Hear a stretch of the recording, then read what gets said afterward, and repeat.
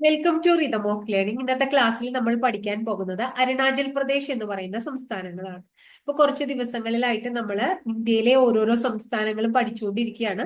12 സംസ്ഥാനം ഇതുവരെ നമ്മൾ പഠിച്ചു. അപ്പൊ ഇന്ന് 13ാമത്തെ സംസ്ഥാനത്തെ കുറിച്ചാണ് പഠിക്കുന്നത് കേട്ടോ. അരുണാചൽ പ്രദേശ് ആണ്. അരുണാചൽ പ്രദേശ് ബ്രിട്ടീഷ് ഭരണകാലത്ത് നേഫ എന്ന പേരിലാണ് അറിയപ്പെട്ടിരുന്നത്. നേഫയുടെ ഫുൾ ഫോം അറിയോ നിങ്ങൾക്ക്?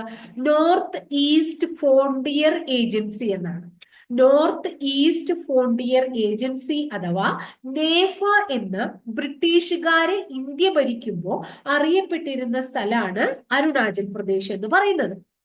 ഈ അരുണാചൽ പ്രദേശ് നേഫ എന്ന പേര് മാറ്റി അരുണാചൽ പ്രദേശ് എന്ന പേരിലേക്ക് മാറിയത് 1972 ആ പേരിട്ടത് ബിബാ ബസു ദാസ് ശാസ്ത്രി എന്ന് പറയുന്ന വ്യക്തിയാണ്. അപ്പൊ ബിബാ ബസു ദാസ് ശാസ്ത്രിയാണ് നേഫ എന്ന പേര് മാറ്റി അരുണാചൽ പ്രദേശ് എന്ന പേര് അരുണാചൽ പ്രദേശിന് നൽകിയത്. ഈ അരുണാചൽ പ്രദേശ് ഒരു കേന്ദ്ര ഭരണ പ്രദേശമായിരുന്നു. കേന്ദ്രഭരണ പ്രദേശം എന്ന പദവി മാറി 1987 ഫെബ്രുവരി 20 മുതൽ അത് ഒരു സംസ്ഥാനമായി മാറി.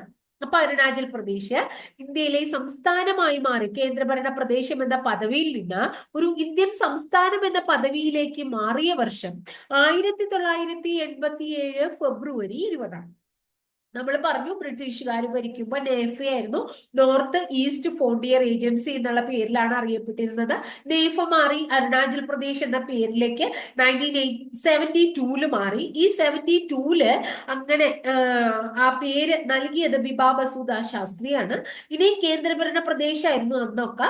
അത് ഒരു സംസ്ഥാനമായി മാറിയത് 1987 മുതലാണ്. ഇനി അരുണാചൽ പ്രദേശിന്റെ എന്താ പറയുന്നത് തലസ്ഥാനത്തെ കുറിച്ച് പഠിക്കാം. അരുണാചൽ പ്രദേശിന്റെ തലസ്ഥാനം ഇറ്റാനഗർ ആണ്. ഏതാണ്? ഇറ്റാനഗർ. ഗുവാഹത്തിയിലാണ് അരുണാചൽ പ്രദേശിന്റെ ഹൈക്കോടതി കാണപ്പെടുന്നത്. അപ്പൊ ഇറ്റാനഗർ ആണ് തലസ്ഥാനം, ഗുവാഹത്തിയാണ് ഹൈക്കോടതി. നമ്മുടെ വേഴാമ്പലാണ് അരുണാചൽ പ്രദേശിന്റെ പക്ഷി. ഒഫീഷ്യൽ ബേർഡ്, അരുണാചൽ പ്രദേശിന്റെ ഒഫീഷ്യൽ ബേർഡ് ചോദിച്ചു കഴിഞ്ഞാൽ വേഴാമ്പൽ പറയും. അതുപോലെ തന്നെ അവരുടെ ഒഫീഷ്യൽ ആനിമൽ ഏതാന്ന് ചോദിക്കുകയാണെന്ന് വെച്ചാൽ മിഥുനാണ്. ഏതാണ്? മിഥുൻ. ഒഫീഷ്യൽ ആനിമൽ ഏതാണ്? മിഥുനാണ് കേട്ടോ. അപ്പൊ വേഴാമ്പൽ പക്ഷിയാണ്, മിഥുനാണ് അവരുടെ സംസ്ഥാന മൃഗം. ഇറ്റാനഗറാണ് തലസ്ഥാനം, ഗുവാഹത്തിയാണ് ഹൈക്കോടതി. ഇനി അരുണാചൽ പ്രദേശുമായിട്ട് റിലേറ്റഡ് ആയിട്ട് പഠിക്കുമ്പോൾ അരുണാചൽ പ്രദേശിലെ പ്രസിദ്ധമായിട്ടുള്ള ഒരു ഭാഷ നമ്മൾ ഓർത്തു വെക്കണം. കോറോ. എന്താണ് ഭാഷയുടെ പേര്? കോറോ. കോറോ ഭാഷ പ്രചാരത്തിലുള്ള ഇന്ത്യൻ സംസ്ഥാനം ഏതാന്ന് ചോദിച്ചു കഴിഞ്ഞാൽ അരുണാചൽ പ്രദേശാണ്. അത് കൂടാതെ അരുണാചൽ പ്രദേശിന്റെ ഒരു പ്രത്യേകതയുണ്ട്. ഏറ്റവും കൂടുതൽ പ്രാദേശിക ഭാഷകൾ പ്രചാരത്തിലുള്ള ഇന്ത്യൻ സംസ്ഥാനമാണ് അരുണാചൽ പ്രദേശ്. ഏറ്റവും കൂടുതൽ പ്രാദേശിക ഭാഷകൾ പ്രചാരത്തിലുള്ള ഇന്ത്യൻ സംസ്ഥാനം അരുണാചൽ പ്രദേശിലാണ്. ഏറ്റവും കൂടുതൽ പ്രാദേശിക ഭാഷകൾ പ്രചാരത്തിലുള്ള ഇന്ത്യൻ സംസ്ഥാനം അരുണാചൽ പ്രദേശാണ്. അവിടുത്തെ പ്രധാനപ്പെട്ട ഒരു ഭാഷയുടെ പേരാ നമ്മൾ എന്ത് പറഞ്ഞേ? കോറോ എന്ന് പറഞ്ഞ്. എന്താ പറഞ്ഞേ? കോറോ. ഇനി അരുണാചൽ പ്രദേശുകാര് ഒരു പ്രത്യേക കൃഷി രീതി ഫോളോ ചെയ്യുന്ന ആൾക്കാരാണ്. അപ്പൊ അവിടുത്തെ കൃഷി രീതിയുടെ പേരെന്ത് എന്ന് പരീക്ഷയ്ക്ക് ചോദിച്ചിട്ടുണ്ട്. ജൂമിങ് എന്നാണ് പേര്. ജൂമിങ്. എന്താണ്? ജൂമിങ്. അപ്പൊ ജൂമിങ് എന്ന കൃഷി രീതി ഫോളോ ചെയ്യുന്ന ഇന്ത്യൻ സംസ്ഥാനം ഏതാണ്? അരുണാചൽ പ്രദേശാണ്. അതുപോലെ തന്നെ പുരി അതുപോലെ ലോസർ തുടങ്ങിയ ആഘോഷങ്ങളും അരുണാചൽ പ്രദേശിൽ പ്രസിദ്ധമാണ്. അപ്പൊ അരുണാചൽ പ്രദേശിലെ പ്രധാനപ്പെട്ട ആഘോഷങ്ങൾ ഏതൊക്കെയാ? ബുട്ട് അരുണാചൽ പ്രദേശിലെ ആഘോഷമാണ്. ലോസർ എന്ന് പറയുന്നതും അരുണാചൽ പ്രദേശിലെ ഒരു ആഘോഷമാണ്. അപ്പൊ ബുട്ട്, ലോസർ എന്നീ ആഘോഷങ്ങൾ അരുണാചൽ പ്രദേശിലുണ്ട്. ജൂബിംഗ് എന്ന് പറയുന്ന കൃഷി രീതിയുണ്ട്. ധാരാളം പ്രാദേശിക ഭാഷകൾ സംസാരിക്കുന്നുണ്ട്. അതിലെ ഒരു പ്രധാനപ്പെട്ട ഭാഷയാണ് കോറോ എന്ന് പറയുന്ന ഭാഷ. ഇനി അരുണാചൽ പ്രദേശിലെ രണ്ട് പ്രധാനപ്പെട്ട നാഷണൽ പാർക്കുകളെ കുറിച്ച് പറയുകയാണെങ്കിൽ ഒന്നിന്റെ പേര് നാദംഫ. എന്താണ്? നാദംഫ. അടുത്തതിന്റെ പേര് മൗലിംഗ്. അപ്പൊ മൗലിംഗ്, നാദംഫ എന്നീ പേരുകളില് നാഷണൽ പാർക്കുകളും അതുപോലെ തന്നെ പാക്കുയി എന്ന പേരിൽ ഒരു ടൈഗർ റിസർവും എവിടെയുണ്ട്? അരുണാചൽ പ്രദേശിലുണ്ട്. അപ്പൊ അരുണാചൽ പ്രദേശിലെ ടൈഗർ റിസർവിന്റെ പേര് പാക്കുയി ടൈഗർ റിസർവ്. അവിടുത്തെ നാഷണൽ പാർക്കുകളുടെ പേര് നാദംഫ, മൗലിക് നാഷണൽ പാർക്കുകൾ. ഇനി അരുണാചൽ പ്രദേശിനെ കുറിച്ച് പറഞ്ഞപ്പോ അരുണാചൽ പ്രദേശിന് കുറേയധികം വിശേഷണങ്ങളുണ്ട്. ആ വിശേഷണങ്ങളിലേക്ക് നമുക്ക് ചെല്ലാം. അപ്പൊ ആദ്യം തന്നെ നമ്മൾ മനസ്സിലാക്കേണ്ടത് ഇന്ത്യയിലെ ധാരാളം സംസ്ഥാനങ്ങൾ ഉള്ളതിൽ ഇന്ത്യ എന്ന് പറയുന്ന രാജ്യത്തിന്റെ ഏറ്റവും കിഴക്കേ അറ്റത്താണ് ആര് സ്ഥിതി ചെയ്യുന്നത്? അരുണാചൽ പ്രദേശ് സ്ഥിതി ചെയ്യുന്നത്. അപ്പൊ കിഴക്ക് ഭാഗത്താണ് ആരുദിക്കുക? സൂര്യൻ ഉദിക്കുക അല്ലെ? അപ്പൊ സൂര്യകിരണങ്ങൾ ആദ്യം പതിക്കുന്ന ഇന്ത്യൻ സംസ്ഥാനം ഏതായിരിക്കും? അരുണാചൽ പ്രദേശ് ആയിരിക്കും. അതുകൊണ്ടൊക്കെ തന്നെ ഉദയസൂര്യന്റെ നാട്, പ്രഭാത കിരണങ്ങളുടെ നാട് എന്നൊക്കെ ആരെ വിളിക്കുന്നുണ്ട്? അരുണാചൽ പ്രദേശിനെ വിളിക്കുന്നുണ്ട് എന്ന് ഓർത്തു വെക്കുക. അപ്പൊ ഇന്ത്യയുടെ കിഴക്ക് ഭാഗത്താണ് സൂര്യകിരണങ്ങൾ ആദ്യം പതിക്കുന്നുണ്ട്. ഉദയസൂര്യന്റെ നാടാണ്, പ്രഭാത കിരണങ്ങളുടെ നാടാണ്. കൂടാതെ ഉദിച്ചു വരുമ്പോ ഒരു ചുവന്ന കളറോട് കൂടിയിട്ടാണ് ഉദിച്ചു വരണത് അല്ലെ? അസ്തമിക്കുമ്പോൾ അങ്ങനെ തന്നെയാണ് നമ്മൾ കണ്ടിട്ടുണ്ട്. അപ്പൊ ചുവന്ന മലകളുടെ നാട് എന്നും വിളിക്കുന്നുണ്ട്. അപ്പൊ ചുവന്ന മലകളുടെ നാട് എന്നാണ് അത്ര അരുണാചൽ പ്രദേശ് എന്ന മീനിങ്ങിന്റെ തന്നെ അർത്ഥം പറയുന്നത്. അല്ല, മീനിങ് തന്നെ അരുണാചൽ പ്രദേശ് എന്ന വേർഡിന്റെ തന്നെ മീനിങ് പറയുന്നത് എന്താണ്? ചുവന്ന മലകളുടെ നാട്. അപ്പൊ ചുവന്ന മലകളുടെ നാട് എന്ന് വിളിക്കുന്നുണ്ട്. അത് ശരിക്കും അരുണാചൽ പ്രദേശ് എന്ന് പറയുന്ന ആ വേർഡിന്റെ മീനിങ് ആണ്. ഇനി അരുണാചൽ പ്രദേശിന്റെ അടുത്തൊരു പേരാണ് ഓർക്കിഡ് സ്റ്റേറ്റ്. എന്താണ്? Orchid state. അപ്പൊ ഓർക്കിഡ് സ്റ്റേറ്റ് ആണ്, ചുവന്ന മലകളുടെ നാടാണ്, ഉദയസൂര്യന്റെ നാടാണ്, പ്രഭാത കിരണങ്ങളുടെ നാടാണ്, പണ്ടുകാലത്ത് നേഫ എന്ന പേരിൽ അറിയപ്പെട്ടിരുന്ന നാടാണ്. ഏത് കാലത്ത്? ബ്രിട്ടീഷുകാരുടെ കാലത്ത് അല്ലെ?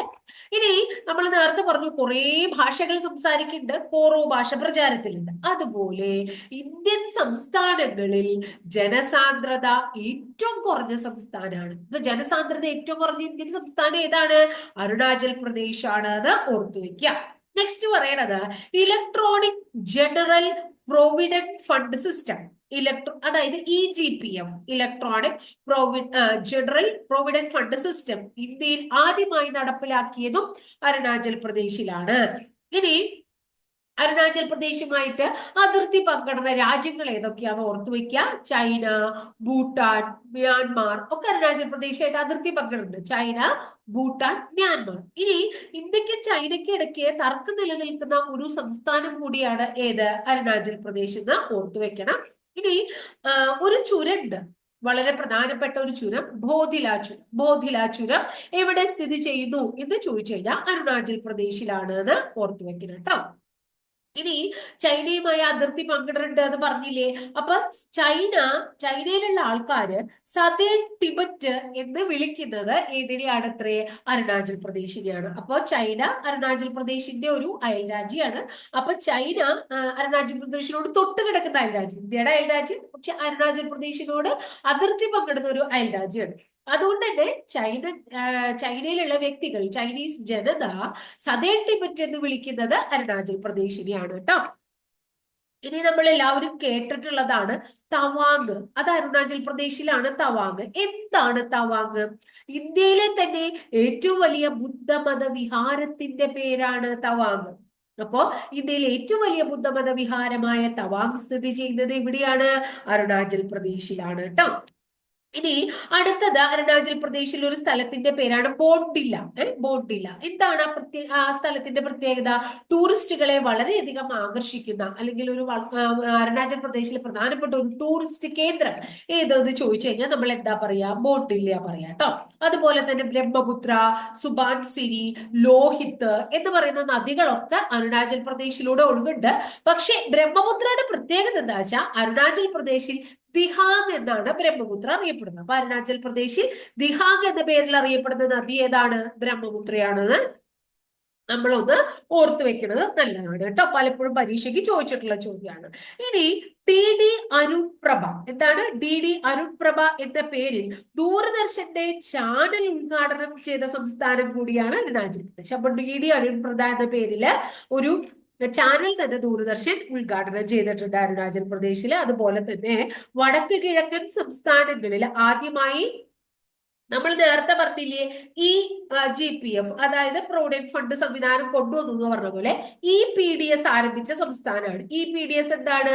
Smart public distribution system. Smart public distribution system ആരംഭിച്ച സംസ്ഥാനം കൂടിയാണ് ഏത്? അരുണാചൽ പ്രദേശ് കേട്ടോ. ഇനി അരുണാചൽ പ്രദേശിൽ പ്രസിദ്ധമായിട്ടുള്ള ഒരു തടാകമുണ്ട്. ആ തടാകത്തിന്റെ പേര് മെഹാവോ തടാകം എന്നാണ്. എന്താണ് തടാകത്തിന്റെ പേര്? മെഹാവോ തടാകം. കൂടാതെ നംസായി എന്ന് പറയുന്ന ഒരു സുവർണ പഗോഡ മൊണാസ്ട്രിയും അവിടെ കാണപ്പെടുന്നു. വളരെ പ്രധാനപ്പെട്ട ഒരു ബുദ്ധമത വിഹാരമായ തവാങ് ഉണ്ട്. കൂടാതെ നംസായി സുവർണ പഗോഡ മൊണാസ്ട്രിയും എവിടെ കാണപ്പെടുന്നുണ്ട്? അരുണാചൽ പ്രദേശില് കാണപ്പെടുന്നുണ്ട് കേട്ടോ. ഇനി അരുണാചൽ പ്രദേശിലെ പ്രധാനപ്പെട്ട ഒരു ഗോത്ര വിഭാഗത്തിന്റെ പേരാണ് അബത്താനി. എന്താണ്? അബത്താനി. അപ്പൊ അബത്താനി എന്ന് പറയുന്ന ഒരു ഗോത്രവർഗം കൂടി എവിടെ ഉണ്ടെന്ന് ഓർക്കണം, അരുണാചൽ പ്രദേശിലുണ്ട്. ജൂവിക് എന്ന് പറയുന്ന കൃഷിരീതി വളരെ പ്രധാനമാണ്. അതുപോലെ തന്നെ അബത്താനി എന്ന് പറയുന്ന ഗോത്രവർഗത്തെ കൂടി നമ്മൾ ഓർത്തു വെക്കുക കേട്ടോ. അതൊക്കെ പലപ്പോഴും ചോദിച്ചിട്ടുണ്ട്. അതുപോലെ പാക്കുയി ടൈഗർ റിസർവ് വളരെ പ്രധാനപ്പെട്ടതാണ്. നേഫ പ്രധാനമാണ്. ഉദയസൂര്യന്റെ നാട് പ്രധാനമാണ്. തലസ്ഥാനം ഇറ്റാനഗർ ആണ് എന്നുള്ളത് ചോദിച്ചിട്ടുണ്ട്. മൗലിംഗ് അതുപോലെ തന്നെ നാദംഫ നാഷണൽ പാർക്ക് പ്രധാനമാണ്. ഇതൊക്കെ വളരെ പ്രധാനപ്പെട്ട, ഒന്നും തന്നെ കളയാനില്ല. പ്രധാനമായിട്ടുള്ള കാര്യങ്ങൾ മാത്രമേ നമ്മളിവിടെ ഡിസ്കസ് ചെയ്തിട്ടുള്ളൂ. അപ്പൊ ഇത് ഇത്രയേ ഉള്ളൂ. അരുണാചൽ പ്രദേശ് എന്ന് പറയുന്ന സംസ്ഥാനം ഭംഗിയായിട്ട് എല്ലാവരും പഠിക്കുക. ക്ലാസ് ഇഷ്ടമായിച്ചാൽ തീർച്ചയായിട്ടും ഒന്ന് ലൈക്ക് ചെയ്യുക. ഇഷ്ടപ്പെട്ട ക്ലാസ്സുകൾ നിങ്ങളുടെ കൂട്ടുകാരിലേക്ക് ഷെയർ ചെയ്തെത്തിക്കുക. ആദ്യമായിട്ട് ചാനൽ കാണുന്ന കുട്ടികൾ ചാനൽ ഒന്ന് സബ്സ്ക്രൈബ് ചെയ്യുക. അതോടൊപ്പം ആ ബെല്ലൈക്കൺ കൂടി ഒന്ന് എനേബിൾ ചെയ്യുമ്പോൾ ഞാൻ ഓരോ ദിവസം അപ്ലോഡ് ചെയ്ത വീഡിയോസ് കൃത്യമായിട്ട് നിങ്ങൾക്ക് നോട്ടിഫിക്കേഷൻ ആയിട്ട് ലഭിക്കുകയും ചെയ്യും. അപ്പൊ അടുത്ത ദിവസം വളരെ നല്ലൊരു ടോപ്പിക്കുമായി നമുക്ക് വീണ്ടും കാണാം കേട്ടോ.